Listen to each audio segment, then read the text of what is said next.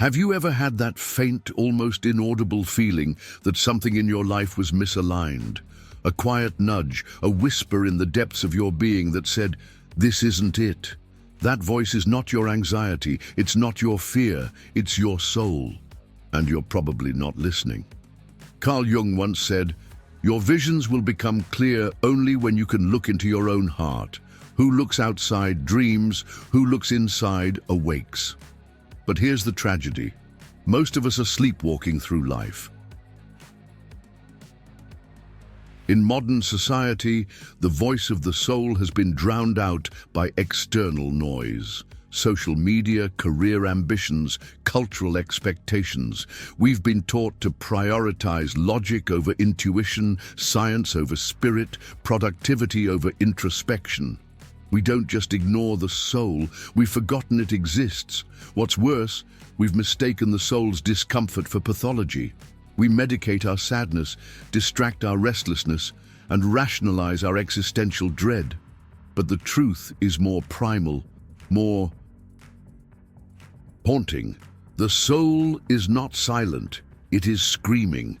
We just call its voice a crisis. But why do we ignore it? Because to listen is terrifying. The soul doesn't want comfort, it wants truth, and truth demands sacrifice.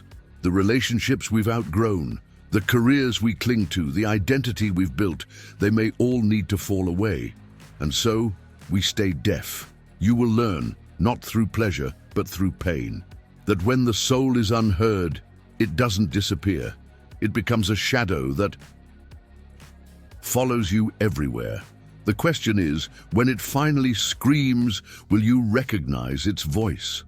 Carl Jung didn't just create a new psychology, he resurrected the soul from the scientific graveyard.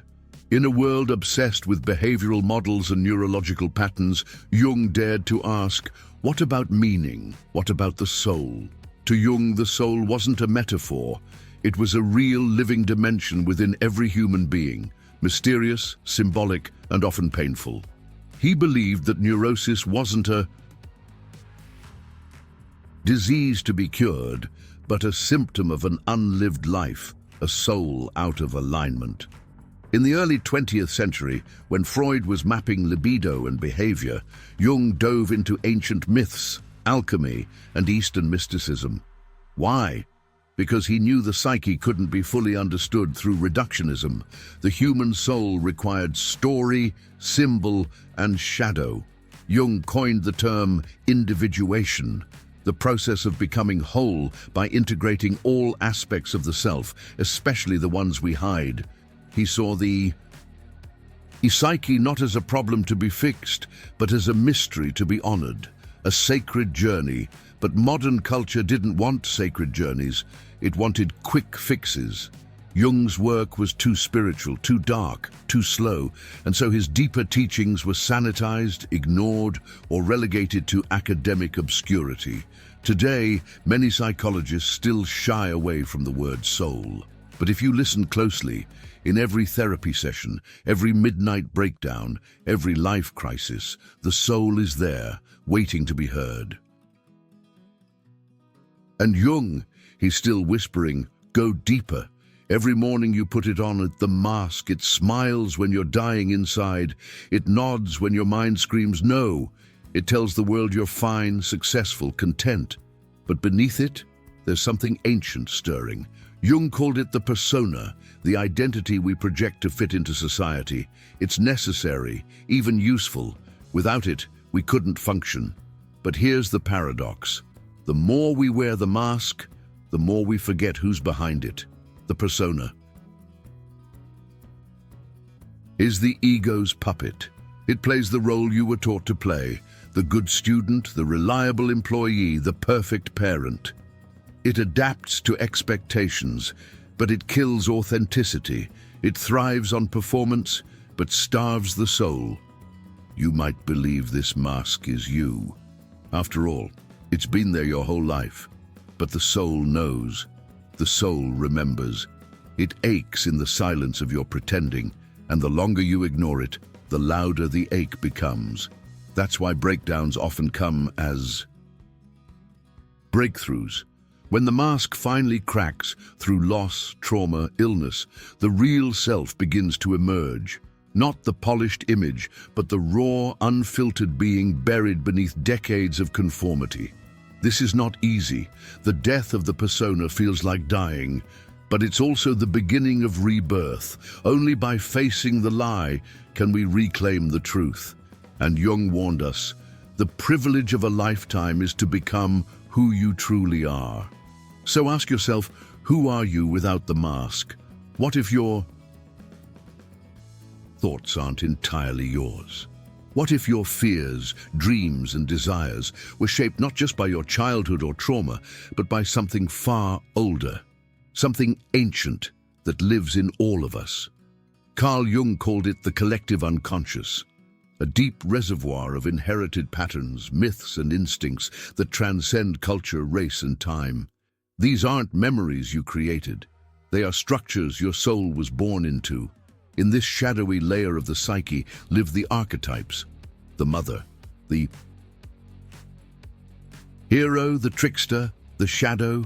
They appear in dreams, fairy tales, religions, and films, echoing across centuries, whispering truths we're often too modern to hear. The frightening question is this: if we are so deeply shaped by collective forces, how free are we really? You think you're making choices, but are you? Or are you reenacting an ancient drama, unaware that your role was assigned before you were even born? This collective field is not benign. It can be dangerous. It can swallow individuality, glorify conformity, and punish those who try to awaken. That's why so many live lives of quiet desperation, stuck in loops of inherited expectations. To break free, you must dive in. You must confront the myths you live by. Jung warned, until you make the unconscious conscious, it will direct your life and you will call it fate. Most people never do this. They remain asleep, dreaming someone else's dream.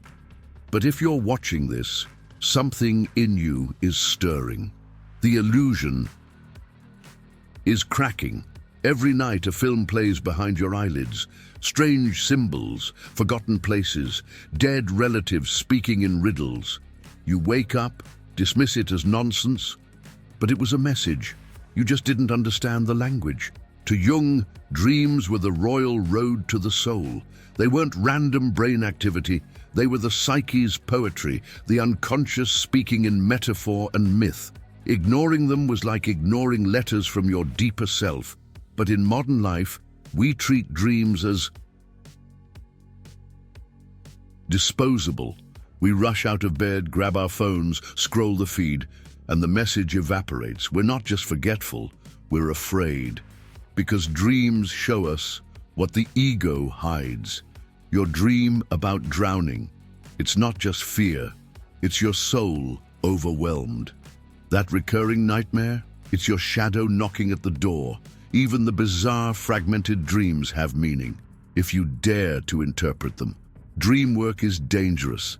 It disrupts the neat narrative you tell yourself. It reveals wounds you've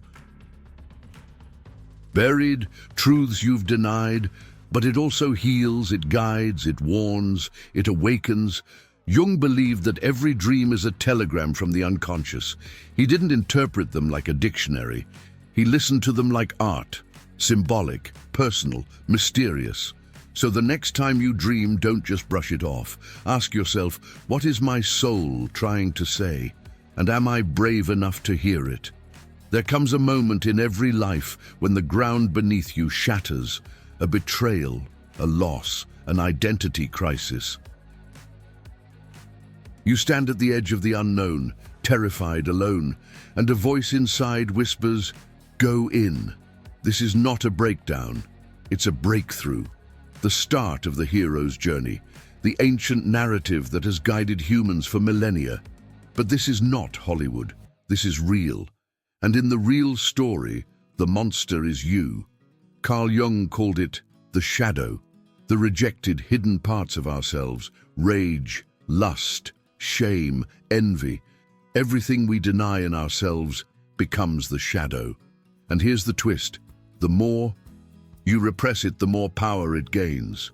Eventually it erupts in addictions, in cruelty, in depression.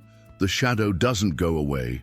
It waits, and when you finally meet it, it will not be polite. It will test your courage, your identity, your soul. Most run from it. But Jung urged us to turn toward it, to integrate it, not to become it, but to acknowledge it, to absorb its energy without being consumed. In myth, the hero slays the dragon. In Jung's psychology, the hero befriends it. And then only after walking through the darkness with open eyes can you emerge transformed. So if you're facing darkness, good.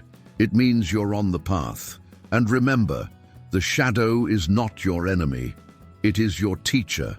There's a moment we all dread, the instant when life holds up a mirror and the reflection we see isn't who we thought we were. It might come during a divorce, a job loss, a betrayal, or in the dead silence after achieving everything you thought you wanted and still feeling empty.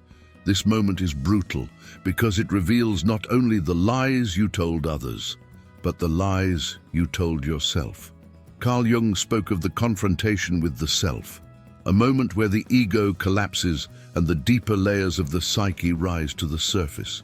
The illusions fall away, the mask disintegrates, and all that's left is raw truth. But truth, real truth, is destabilizing. It doesn't make you feel good. It dismantles. It challenges your identity, your beliefs, your purpose. It forces you to ask terrifying questions. Who am I beneath all this? And if I'm not who I thought I was, then what now? Most people avoid this moment. They numb it, distract it, reframe it. But if you have the courage to stay, to look into the shattered mirror without flinching, something sacred happens. You begin to meet the real you, the soul behind the roles, the being that existed before you were taught who to be. It is here, in the rubble of your false self, that the journey truly begins. We call it burnout, anxiety, panic attacks, restlessness. But these aren't disorders, not always. Sometimes they are signals, not from the brain, but from the soul. Jung warned that what we call illness is often the psyche's desperate attempt to bring us back to ourselves. When the conscious life strays too far from the truth, the unconscious revolts. It sends symptoms, nightmares, emotional breakdowns, and we label these as malfunctions. But ask yourself, why do these symptoms often emerge during moments of apparent success? Why does the breakdown come not in failure, but after achieving the goal? Because the soul doesn't care about your checklist. It cares about meaning. Anxiety isn't always fear of the future. Sometimes it's the soul trying to say, you've gone too far from who you are. Depression isn't just low mood. It can be the weight of a life unlived, of dreams abandoned. We've been trained to treat these signals like enemies, to silence them with pills, distractions, routines. But what if, just what if, these symptoms are sacred messengers? The soul doesn't speak in language, it speaks in longing, in discomfort, in ache. And when ignored long enough, it speaks in suffering. Listen to your pain. It might be your soul asking to come home. You are not just one self. You are a battlefield between who you truly are and who the world told you to be. From childhood you were trained, praised for fitting in, punished for standing out. And slowly, without even realizing, you made a trade, authenticity for acceptance, but the soul doesn't forget. It keeps the score. And as the years pass, the tension grows. You start to feel torn. Outwardly, you may appear successful, but inwardly, there's a fracture, a voice saying, "This isn't me." This inner conflict is one of the deepest human pains, because to reclaim yourself means risking rejection, disappointing parents, losing status, becoming a stranger to people who only knew your mask. But the cost of ignoring it is far greater. A life lived in falsehood is a slow death. Jung called it a spiritual crisis, the war between the true self and the social self. The danger is, this war often goes underground. It becomes chronic anxiety, a sense of alienation, or a subtle emptiness that never quite goes away. You can't be both the person everyone wants you to be and the person your soul needs you to become. At some point, you must choose. The world may not celebrate your truth, but your soul will. You are not lost. You are being called, and the one calling you isn't out there. It's the self, the totality of who you are, hidden beneath layers of ego and fear, trying to guide you home. Carl Jung believed we are born into a journey far older than ourselves, a sacred map etched in our psyche, shaped by archetypes, universal patterns that move us like unseen hands. The hero, the mentor, the shadow, the child, the anima, the trickster. These aren't fictional roles, they are the psychic DNA of your lives. A narrative. They show up in dreams, relationships, struggles, and when you learn to recognize them, your confusion begins to make sense. You realize, I was never off course. I was being shaped. The hero's fall is necessary. The encounter with the shadow is inevitable. The guidance of the mentor often comes in unexpected forms, a therapist, a stranger, even a quote that shatters you at the right moment. This isn't mythology, it's psychology, but it feels like magic, because the path to wholeness, to what Jung called individuation, is not linear. It spirals, it repeats, it tests you until you integrate the parts you've exiled. Until you can say, this is me, all of me. You are not becoming someone new. You are remembering who you were before the world told you to forget. Depression, the silent epidemic, the invisible weight. We often ask, what's wrong with me? When perhaps the better question is, what is my soul mourning? Jung saw depression not as a malfunction, but as a message, a signal that the psyche is withdrawing energy from a life no longer aligned with the self, a sacred pause, not to be rushed, but to be listened to. He wrote, "Depression is like a woman in black. If she turns up, don't shoo her away. Invite her in. Ask what she has to say." That's not romanticizing suffering, it's respecting it. Because beneath depression, there's often a deeper grief, the grief of a soul ignored, a calling never answered, a self betrayed again and again in pursuit of the acceptable. In a culture obsessed with happiness, we pathologize sadness, but maybe the soul doesn't want happiness. Maybe it wants truth. Maybe your sadness isn't dysfunction, it's honesty. And when we stop running, when we sit in the silence of our despair, something strange begins to happen. Meaning starts to emerge, a flicker of clarity, a sense that even this darkness is part of something sacred. To heal, you may not need more serotonin, you may need more soul. Words can lie, masks can deceive, but symbols, they speak the truth in ways we feel more than understand. Jung believed that the soul speaks in symbols. That's why we're drawn to art, myth, poetry, ritual. These aren't hobbies, they're lifelines. They bypass the ego and speak directly to the unconscious. Why does a film break you in a way you can't explain? Why do ancient myths still stir something deep inside? Because they're not stories, they're mirrors. They reflect your inner landscape in symbolic form. The dragon you fear is your shadow. The distant kingdom is your unlived potential. The journey isn't about slaying the beast. It's about integrating what it represents. We live in a culture that worships data and facts, but the soul doesn't care about statistics. It cares about meaning, and meaning lives in metaphor, art, dream work, myth. These aren't escapes, they are tools of healing. Ritual isn't primitive, it's sacred architecture for transformation. When logic fails you, turn to symbol. When language breaks down, pick up a brush, a pen, a song, not to be understood, but to understand yourself. Because the soul doesn't ask to be explained, it asks to be expressed. In the beginning, we didn't separate the sacred from the self. Ancient civilizations saw no difference between soul and cosmos, ritual and reality. But somewhere along the way, the divine became institutionalized, boxed into dogmas, rules, doctrines. Carl Jung didn't reject religion. He studied it obsessively. But he believed that organized religion for many had become hollow, a substitute for real spiritual experience. He said, religion is a defense against a religious experience. What he meant was, true spirituality isn't safe. It isn't polite. It's transformative. It demands the death of your false self and the birth of something deeper. That's why so many feel lost in traditional faiths, but find resonance in symbols, meditation, nature, even dreams. Because the soul doesn't need dogma.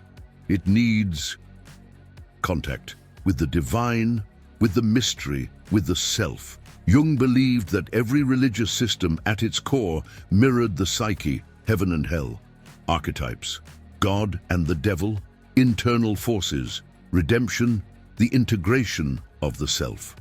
You don't have to believe in a specific theology to experience the sacred. The sacred lives in moments, in grief, in ecstasy, in a silent walk, under a sky full of stars. Spirituality isn't about believing, it's about becoming. And when you begin to listen to your soul, you don't need to be told what is sacred. You feel it. In a world addicted to noise, silence becomes a revolution. You're bombarded every day. Notifications, headlines, opinions, pressure to perform, to respond, to react. But the soul doesn't shout, it whispers. And if you never sit in silence, you'll never hear it. Jung often retreated into solitude, not to escape the world, but to remember himself. Because in silence the unconscious speaks, dreams surface, images appear. Insights form not in logic, but in intuition. Most people fear silence because it strips away distractions. In silence, you confront the void, the emptiness, the truth. But silence is not empty. It's full of messages, memories, wounds, longings. And if you can stay, really stay, you may begin to feel something rise within you, not from the mind, but from the soul. This is where transformation begins, not with answers, but with presence. Stillness. Try this. Sit alone, without your phone, without music, without goals. Just be. It may be excruciating at first, but then something shifts. The soul doesn't need explanation. It needs space, and silence is its native language. At last, we arrive at the word that sits at the heart of Jung's entire philosophy, individuation, the process of becoming whole, of integrating every fragment, the light and shadow, the conscious and unconscious, the wounded and the wise. This is not self-improvement, it's self-confrontation, self-integration. Self-transcendence. Individuation is the alchemical transformation of the soul, and like all alchemy, it begins with breakdown, with chaos, with disintegration of the false. As you walk this path, you lose people, lose identities, lose certainty, but you gain something priceless, inner authority, the ability to stand in your truth without needing the world to approve it. And here's the secret: individuation never ends. It's not a destination, it's a spiral, deeper and deeper into who you are. Every crisis is another call, every revelation another layer.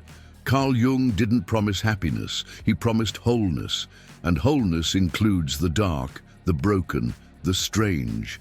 When you reach this point, you may feel like you're dying, but you're not. You're being reborn, not into something new, but into something ancient that has waited lifetimes to emerge. Your soul. As we reach the culmination of this profound journey into the depths of the human psyche and soul, we've traversed the intricate landscapes of self-discovery, confronting the shadows that dwell within and seeking the light that guides us toward wholeness. Throughout this exploration, we've delved into the teachings of Carl Jung, unraveling the complexities of the unconscious mind, the persona, and the shadow self. We've examined the masks we wear, the roles we play, and the silent whispers of our innermost being yearning to be heard. In this odyssey of self-exploration, we've encountered the universal themes that bind us all: the search for meaning, the longing for connection, and the desire to be truly seen and understood. We've recognized that beneath the surface of our daily lives lies a rich tapestry of emotions, experiences, and spiritual yearnings that shape our existence. Amidst these revelations, a timeless truth emerges, a truth encapsulated in the words of John 3:16. "For God so loved the world that he gave his only begotten Son, that whoever believes in him should not perish but have everlasting life." This verse, often quoted and yet profoundly deep, speaks to the very core of our human experience. It tells of a love so immense, so unconditional, that it transcends our understanding. A love that sees us in our entirety, our flaws, our fears, our failures, and chooses to embrace us nonetheless. This divine love offers not just solace, but transformation, inviting us to step into a relationship that brings healing, purpose, and eternal hope. In the context of our exploration, this message serves as a beacon, illuminating the path toward true individuation, not just as a psychological process, but as a spiritual awakening. It's an invitation to align our inner journey with a greater narrative, one that acknowledges our need for redemption and offers a way to reconcile with the divine. As we reflect on the insights gained, consider the possibility that the yearning within your soul, the desire for authenticity, for connection, for meaning, is a response to this divine call. It's an echo of the love that has been extended to you, a love that seeks not to condemn, but to restore. If you find your heart stirred by this message, know that embracing this love is a personal journey. It's about opening your heart to the transformative power of grace, acknowledging the need for a Savior, and accepting the gift of salvation offered through Jesus Christ. This is not about religion or ritual. It's about relationship. It's about stepping into the fullness of life that comes from knowing you are deeply loved and fully accepted. It's about allowing that love to permeate every aspect of your being, bringing healing to wounds, clarity to confusion, and peace to turmoil. As we conclude this exploration, I invite you to ponder this truth. Let it resonate within you, and if you feel compelled, take a moment to respond, to open your heart, to seek, to ask questions, and to embrace the journey towards spiritual wholeness. Thank you for joining me on this profound journey. If this message has touched you, I encourage you to like this video, subscribe to the channel, and share it with others who may be seeking meaning and hope. Your engagement helps us continue to explore these deep and transformative topics. Remember, you are not alone on this path. There is a love that surpasses all understanding, waiting to guide you into the fullness of life. Embrace it and let your soul find its true home.